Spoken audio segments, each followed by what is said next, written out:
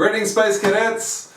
This is a Lonely Spaceman here, and today I'm with Sean, and he is from a band formerly known as Bullets in Berlin, and now he's in a band called Bright Light Empire. Correct. There we go. I'm glad I got that right. All right. Well done. There we go. I've done my study. It's time to go home. Yep. I'll leave first. You've been in the scene for a really long time. Sean and I go back quite a while, and pretty much, you know, give me your whole life story and. Wow. I started out in the Rocky Mountains, just playing a few nylon string guitars, and that really didn't happen at all. So I started out with my brother because we all wanted to be rock stars. We thought that was the coolest job in the world. It is. It is. But of course, being 17 and your only dream is to have a 4-track or any recording instrument, anything. They can just record your song. Yeah, and in your head, you're thinking to yourself, oh my God, if only I could press record on this song, someone would hear it and they'd be like, wow, he's the best song in the world. I listened back to that song the other day, God, it's crap. It is terrible. But everyone would do the exact same thing. Yeah. You just need X amount of time. Right. Why aren't they picking this up? Well, that's why. But it's good to have those songs, I guess, to look back on. But yeah, we started out just myself and my brother. We had a lot of different band members come in and out of the band. Yep. I believe back then we were called Silent Reprise. Oh, that's right. Yeah, that's right. People had trouble with the name, and there's like Silent We Praise. And they got a gospel band. Illuminati gospel band will like it. Silence people.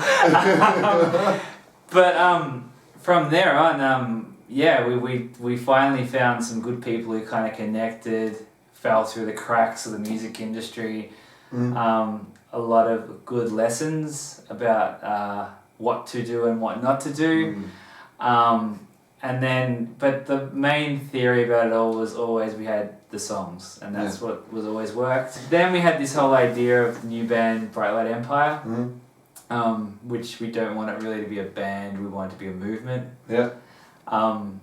And so you guys watching out in TV land, you are a part of it. So we're coming for you next. Yeah, and we'll talk a bit more about that in a moment, actually, because it's really exciting what you're doing, and it ties in with a lot of stuff, especially this program, this project as well, which is quite cool. Awesome. Do you insert a serial commercial now? Yes. Insert blank. Skip ad. There you go.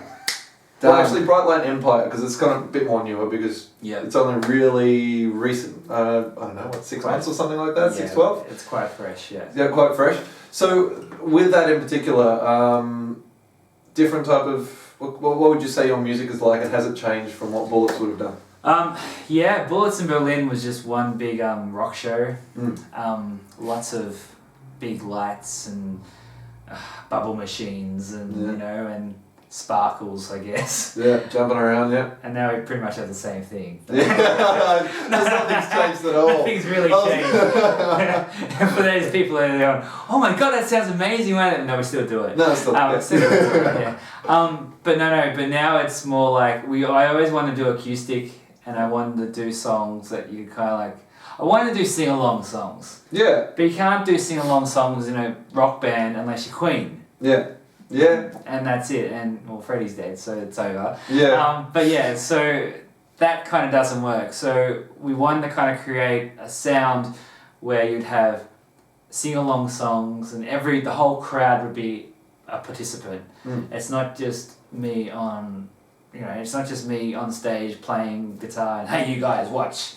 Third guy up the back drunk, you come and watch me too, because you don't really care, but still watch. Yeah. None of that. It's just like we want people to feel like, hey, look, they're playing something that's an interesting tune, and I can hum that, and hey, everyone might feel like clapping my hands now. Great, awesome.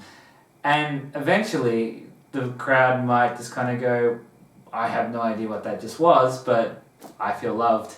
Yeah. And that's what it is, to give the love back to the crowd. So what's the next step for Bright Light Empire? Well, last weekend we're picking out different coloured cushions for our couch. Oh, okay. So that's This is the hard decisions rock musicians have to go through. That's right. It's like if you get the wrong cushion, it's all gone. Yeah, it is. Yeah. I was sitting there on my couch and like, I think it needs a green cushion right next to the blue, and then it just went all completely ridiculous. So moving house has stumped your. Moving house, yeah. I think we're really focusing on what works and what doesn't work. So at the moment we've thrown all of the songs into a pit. Yep. And gone, this works, that works, this works, that works. And so now what we have to do is have to break the rules. Yeah. Make it pretty awesome where you're putting on a show not just because I want to play and I want people to come through and pay money. That shouldn't be the point. Yeah. You should be out there playing because it's your art. You Yeah. love what you do. You want to put on a show for people. And at the end of the day, you want to just sit back and chill with your friends who are usually playing on the same bill as you. Yeah, exactly. Yeah. And have a beer and just say, hey, this is really cool, this has been a great night, and have people at the end of the night go, I really enjoyed coming along tonight and seeing what you guys did, not because, oh my god, the music was amazing. Yeah. It's already going to be like that. Yeah. But like, that's awesome. Yeah. It's just the fact that the vibe was really cool. Yeah. And that's what you want people to feel. It's a party. Yeah. People will come to an actual party, they'll want to be there because Yeah. it's the interaction, they know that people are going to be there, they're going to be great, it's going to be heaps of fun. Yeah. Correct. Half the people didn't even know where they were in the 70s. So, hence why the Doors' earlier gigs were amazing. It's like, I was there? Like, yeah, of course you were, because it's not about the music, it's about the vibe. That's it, that was there. And if you can recreate that, and that's sort of our music, vibe, Marbo, that kind of idea, and getting all that kind of organised, that's what we're really doing at the moment. Yeah. But an avenue I do head down quite a lot with pretty much all the musicians I interview is pretty much what they think of the scene. Has it changed in Melbourne? Have things gone down and people not paying attention to rock music? Is it because of TV? Is it because of the dollar? Is it because of the venues? Is it because of the government? Is it because of none of that? Any spin? It's a really, really good question. Yeah, which was very ill-directed, but still, you get the point. Well, considering I've been hiding out in the psytrance scene for the past, oh wow, how long now? It's good to come back and forth. The psytrance scene is a very different scene where everyone all the DJs support each other. Yeah. And they're all brothers and sisters in arms. Okay. And so when they put on a show and they put all the decor. Who cares who's playing that decor? Yeah. It's really great. It's this whole brotherhood and this whole together. I think our music scene in rock world used to be like that very much so. I think we've lost a bit of that along the way, but everyone's becoming precious about their gear and precious about just because we've lost it doesn't mean we can't take it back. Yeah. That's it. We just have to break the rules. Yeah. Quite simple. Break the rules, find that brotherhood again, play with bands you like. Don't worry about the sound guy to rip your money off. Go find your own sound guy. Yeah. Don't worry about the venue to turn around and say, I'll put on these bands which sound nothing like your sound. Yeah. Go get your friends' bands to play with you, and then advertise it. But when you advertise it, don't advertise it like I'm playing, come give me $10. Yeah. Advertise it like I've got a party on, everyone come along for $5. $5, yeah. Yeah.